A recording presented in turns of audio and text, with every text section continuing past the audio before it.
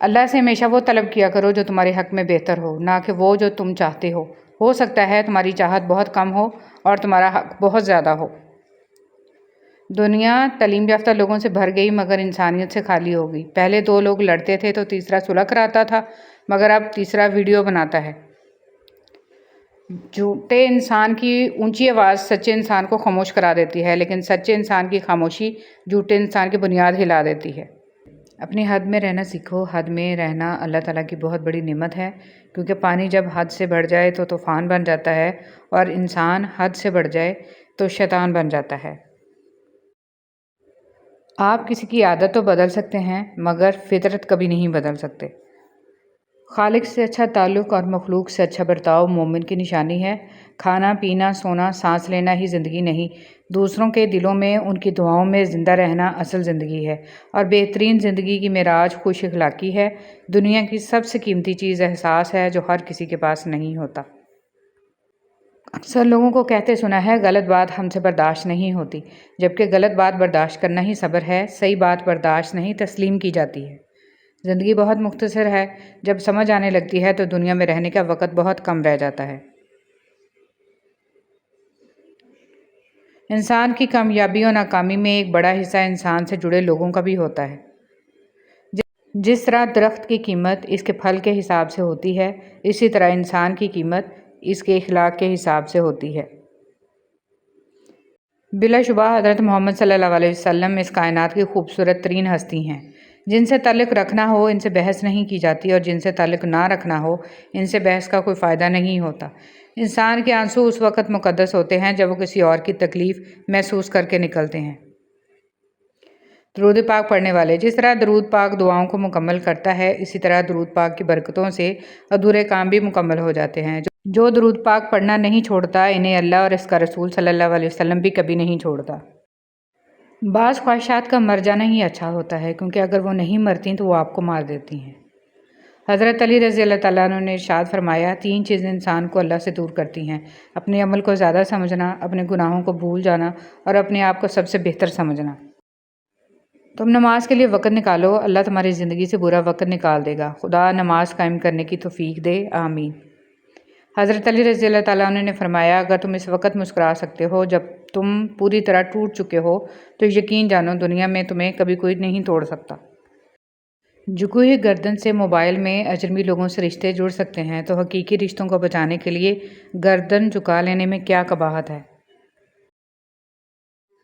آنکھ دنیا کی ہر ایک چیز دیکھتی ہے، مگر جب آنکھ کے اندر کچھ چلا جائے تو اسے نہیں دیکھ پاتی۔ بالکل اسی طرح انسان دوسروں کے عیب تو دیکھتا ہے، پر اپنے عیب اسے نظر نہیں آتے۔ دل میں کھوٹ ہو تو دعا، ادا اور محبت تینوں راستہ بدل لیتی ہیں۔ جب بندہ مخلص ہو تو عزت اللہ پاک دیتا ہے۔ اشفاق احمد۔ اگر معاملہ حقائق کو پیش نظر رکھتے ہوئے حقیقت سے سبق سیکھنے کا ہو تو نصیب والے چونٹی سے بھی سبق سیکھ لیتے ہیں، اور اگر نصیب میں نہ ہو تو کائنات کی تمام کتابیں ردی کے ڈھیر سے زیادہ کچھ بھی نہیں۔ نماز کی قضا۔ رسول صلی اللہ علیہ وسلم نے ارشاد فرمایا، اگر کوئی نماز پڑھنا بھول جائے تو جب بھی یاد آئے اس کو پڑھ لے۔ اس قضا کے سوا اور کوئی کفارہ اس کی وجہ نہیں ہوتا، اور اللہ تعالیٰ نے فرمایا ہے، اور میری یاد کے لیے نماز قائم کرو۔ رسول صلی اللہ علیہ وسلم نے ارشاد فرمایا، سارے انسان خطا کار ہیں، اور خطا کاروں میں سب سے بہتر وہ ہیں جو توبہ کرنے والے ہیں۔ میں اللہ سے بخشش مانگتا ہوں اور اس کے حضور توبہ کرتا ہوں۔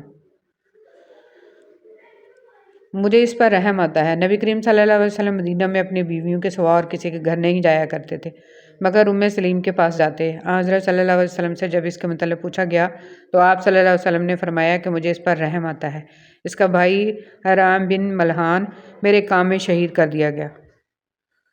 زندگی میں کچھ لوگ خوشبو کی مانند ہوتے ہیں، ساتھ نہیں ہوتے، نظر بھی نہیں آتے، لیکن ان کی چاہت، ان کا خلوص اور ان کی باتیں تاعمر ہماری سوچ میں، ہمارے الفاظ میں اور زندگی کے ہر پہلو میں مہکتے رہتے ہیں۔